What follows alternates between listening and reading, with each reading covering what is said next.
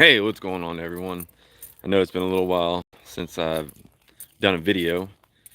It's been busy, you know, between work and everything else. But I want to give you a heads up on kind of an issue that I came across on my daughter's vehicle, but I don't have hers here, so I'll kind of show you what's going on with my vehicle, or use my vehicle for the issues that I found with her vehicle. So she has a 2004 Honda CRV, and we got it. I can't remember if I put it on my channel, the issues, but we got it fairly cheap. Guy supposedly said he was a mechanic, changed the engine out, and come to find out, like 3 to 6 weeks later, the engine blew up. Basically, found a whole bunch of issues with it. So we got a J spec engine from about 2 hours away. Had them install it.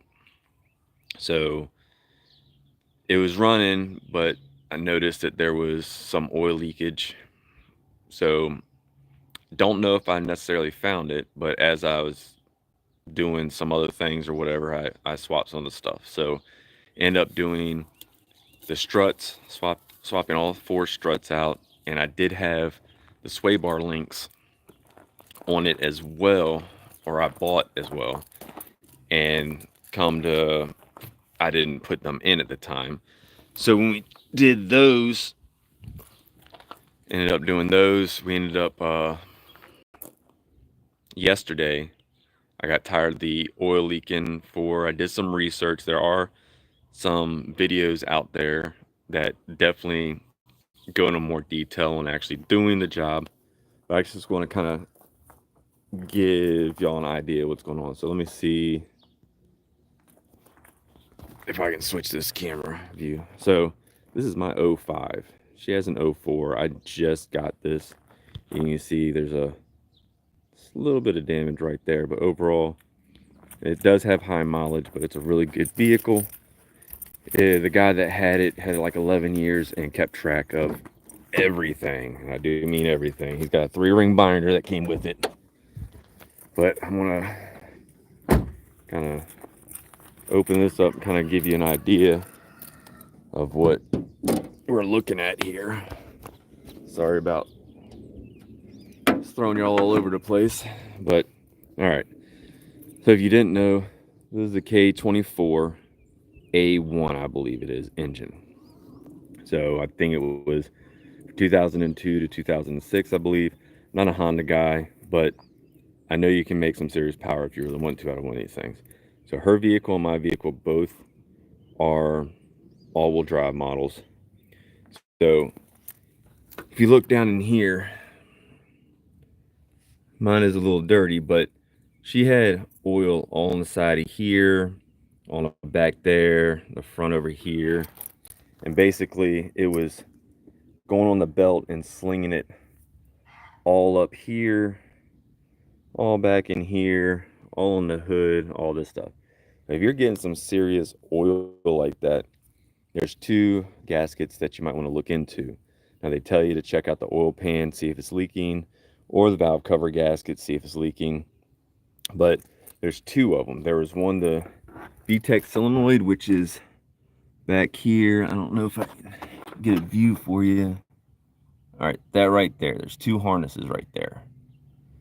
Those 2 you would pop out, and there's 3 bolts that you need to take out, which I'll show you on the old engine of my daughter's vehicle where those bolts are. And there's a VTC something or other. I don't know if I can get in there. So that right there, there's a bolt there, and then underneath there. In order to get to that, you have to take off the power steering pump, and then down here is the belt tensioner. That would need to come out. So to give you an idea, you see, so there's, for the power steering pump, there's a bolt right there you need to get, which I believe is 10 millimeter. And then there's one down underneath here you would need to get. You get that, you can kind of pull it out the way. You may need to take that bolt off there for the hose to move a little bit more. So Then when you get that out of the way, your tensioner, there's going to be two, well, technically three bolts. There's one in the center of it, and then there's two other bolts holding it. So there's one underneath this motor mount right here that was a pain in the butt to get to. Now, I did it the hard way. I finally got it out by putting my hand on each side of the motor mount trying to do it. But there's probably an option where I didn't have a jack, another jack, and I was too lazy to get the jack stand. You can probably take the motor mount off, which would make it way easier to get to. Or you can do what I did after the fact to put it back together, was the pulley that's on that tensioner. If you take that off, that should give you enough room to go from the front side to be able to get to that bolt and put it in or take it off. I want to say it was a 14 millimeter bolt that was in the middle of that pulley, and then the other three bolts were 12 millimeter. Yeah, I believe it's 12 millimeter. So you take those off, and then you have the two bolts on that VTC screen. You pull that off. Hers was basically flat. There was no roundness to the gasket. I went to Advanced Auto and got a new one. Hopefully that helps that, but it was caked oil on and grease on top of the alternator that's underneath there and everything else. I'm pretty sure it was coming from there and hitting the pulley, the belt, and slinging everywhere. But I went ahead and changed the one in the back as well, the VTEC solenoid one. It wasn't difficult to do, but I hear that is where it leaks too. When we first got her engine back from driving, oil had dropped down, and I just saw a dot right there. I really think that it came from this point here and wrapped around the motor and then dripped down. And if that's the case, we'll find out here shortly about that. Uh, so let me go and show you the bolt holes or whatever on this other engine so you know what I'm talking about. We'll go to the back side of the engine. Again, people do have some better and in-depth stuff or whatever. Yeah, I got tools everywhere I need to clean up. All right, so that's where the VTEC solenoid would go. Again, this is the back side. That's the exhaust manifold. So the back side here, you have your bolt hole, bolt hole, bolt hole, and that would be on the back side of it. Another, I can show you this other side if I can get it to roll. So that's the VTC screen. They're the two bolts or whatever. This is her blown up engine here. But it looks like when they swapped it out for me, they took that off and put it on the new engine. And it, like I said, it looked like they did all right. They changed that out, which this is the VTEC solenoid one. It has a little string like this. I ended up pulling it off and cleaning it. Let me see if I can find out what she did with that other stuff. Yeah, I don't know where she put the other box at. She may have thrown it away. But my daughter was helping me with it. But anywho, so we ended up cleaning it up. If you needed to know, we used a lot of brake clean and pressure washed it. That's basically the spot all the grease and everything came off. And still, her vehicle's still running pretty good. We'll see if that fixed that situation. Now, the other situation we had with hers is, as I was doing the struts, the front driver's side, I noticed that the CV axle boot was all jacked up and it looked pretty crappy. And which those are over here also. So that's the driver's side axle, and then the front struts. Yeah, they're pretty bad. So changed those out on hers.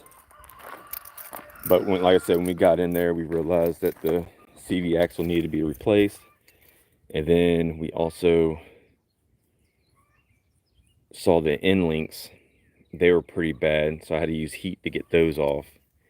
And then the sway bar end links, or sway bar links, after we started driving it, after I changed that stuff, we heard clunking. So I had to go back, which I did this yesterday also, went and did all the sway bar links. Now there was 3 bolts out of the, there's two nuts on each, so you got 8. They had to do 3 of them. I actually had to take a grinder to and cut them off. It seemed to be easier that way. Ended up taking that, cutting those, replaced those. The clunk went away, and now we have an issue with a wheel bearing. So if you hear the clunk, it's probably going to be a bushing of some sort most of the time. If you hear a clicking when you're turning one side or the other, it's usually going to be a CV axle. Now, again, there's videos that you can look at. I'm just trying to talk about, information or whatever at this particular point to kind of educate you. So let's say you turn to the left, it's usually going to be your right CV axle that's going to click. If you turn right, it's going to be your left side. And you can use that same theory with your wheel bearing also, which that's the issue we're having with hers right now. When she turns left, it starts making a louder noise. More of a, I don't know how to explain it, but it's like a drone kind of noise or whatever as you're driving. And when you turn to one side or the other, you're going to get a higher sound of it. So if you turn to the left, you hear that's probably going to be your right one. You turn to the right, it's going to be probably your left one. So right now, she turns to her left. So now we got a wheel bearing on the front that we have to replace, which again, I'd like to do those in pairs. So both of those will probably get replaced at the same time, both front ones. But all in all, even with the new motor, she's probably got about, I don't know, $3,800, $4,000 into hers. And then I picked this one up about a week ago. It's got 245,000 miles on it, I think. This is the EX model.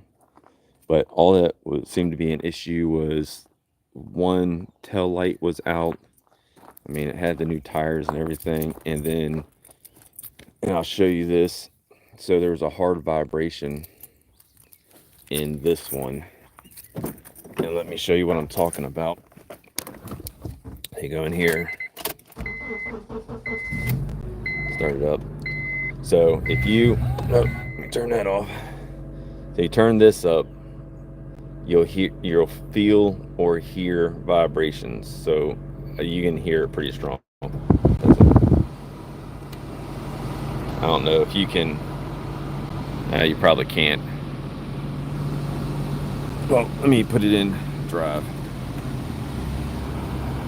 All right, I don't think the camera can pick it up, but that steering wheel is vibrating quite a bit.